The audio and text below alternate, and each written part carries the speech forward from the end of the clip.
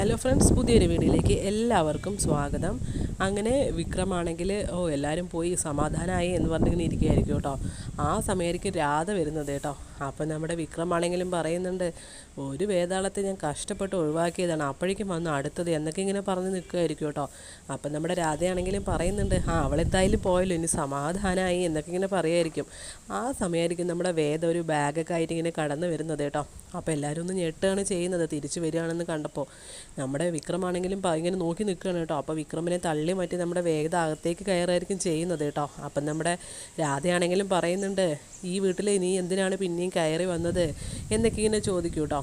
അപ്പം നമ്മുടെ വേദയാണെങ്കിലും പറയുന്നുണ്ട്, ഇതൊക്കെ പറയാൻ നീ ആരാ, ഞാനാണ് ഇയാളുടെ ഭാര്യ എന്നിങ്ങനെ പറയായിരിക്കും ചെയ്യുന്നത് കേട്ടോ. അപ്പോൾ രാധയാണെങ്കിലും ഒന്ന് ഞെട്ടായിരിക്കും.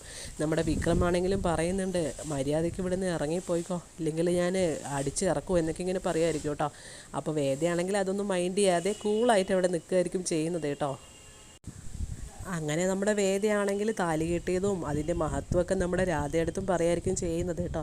ഇതെല്ലാം കേട്ട് രാധയ്ക്ക് ആകെ സങ്കടമായിട്ട് അവിടെ നിന്ന് ഇറങ്ങി പോവുമായിരിക്കും ചെയ്യുന്നത് കേട്ടോ. അപ്പോൾ ഇത്രയുള്ള ഇന്നത്തെ വിശേഷങ്ങൾ. അടുത്ത വിശേഷങ്ങൾ എത്രയും പെട്ടെന്ന് അറിയാൻ വേണ്ടി ഈ ചാനൽ മറക്കാതെ സബ്സ്ക്രൈബ് ചെയ്യുക. Thank you for watching.